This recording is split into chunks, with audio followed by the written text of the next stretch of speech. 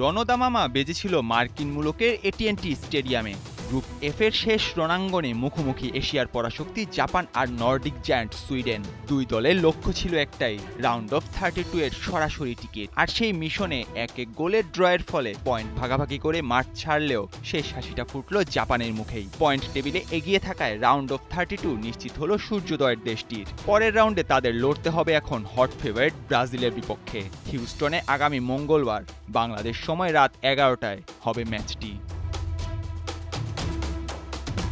নেদারল্যান্ডসের বিপক্ষে ড্র করে তিউনিশিয়াকে বিধ্বস্ত করে জাপান এক পা দিয়ে রেখেছিল আগেই রাউন্ড অফ 32-তে, যদিও আনুষ্ঠানিক নিশ্চয়তা ঝুলেছিল এই সুইডেনের বিপক্ষে ম্যাচে। পয়েন্ট টেবিলের হিসাব বলছিল ড্র করলেই সরাসরি মিলবে পরের রাউন্ডের টিকিট, যদিও দৃশ্যপট কিছুটা ভিন্ন ছিল সুইডেনের জন্য। টেবিলে 3-এ থাকায় নকআউট নিশ্চিত হয়ে থাকলেও ফিফার নতুন হিসাবের মারপেচ এড়িয়ে সহজ ও নিশ্চিত প্রতিপক্ষ পেতে হলে তাদের জয় ভিন্ন ছিল না পথ খোলা।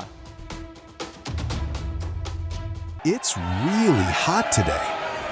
Enjoy double flavor Polar Ice Lolly. Polar, মন ভালো থাক। এমনই এক কঠিন সমীকরণ মেলানোর ম্যাচের প্রথমার্ধটা কেটেছে শুধুই দুই দলের রণকৌশল আর রক্ষণাত্মক ফুটবলের ব্যাকরণে। আক্রমণ প্রতি আক্রমণে কাঁপুনি ধরেছে দুই শিবিরের রক্ষণভাগেই, কিন্তু জালের দেখা মেলেনি কারোরই। গোলশূন্য প্রথমার্ধের পর চেনা ছন্দে ফেলে সূর্যোদয়ের দেশ জাপান। ম্যাচের 56 মিনিটে টেক্সাসের গ্যালারিতে জাগে জাপানি উল্লাস। ব্লু সামুরাইদের আক্রমণের সুনামি থমকে দিল সুইডিশ রক্ষণকে। দাইজেন মায়েদা নিখুঁত ফিনিশিংয়ে ভাঙেন ডেডলক। 1-0 গোলের লিড নিয়ে নকআউটের সুবাস পেতে শুরু করে এশিয়ার ফুটবল রাজপুত্ররা।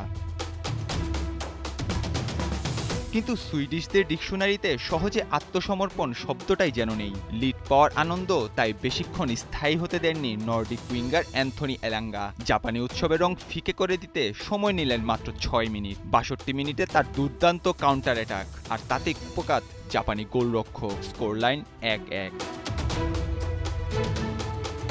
এরপর ম্যাচের বাকিটা সময় আক্রমণ ও পাল্টা আক্রমণের তীব্র স্নায়ুযুদ্ধ চলে, তবে জালের ঠিকানা আর খুঁজে পায়নি কোনো পক্ষই। শেষ পর্যন্ত 1-1 গোলের এই সমতায় ম্যাচ শেষ হতেই নিশ্চিত হয় জাপানের ডেস্টিনি।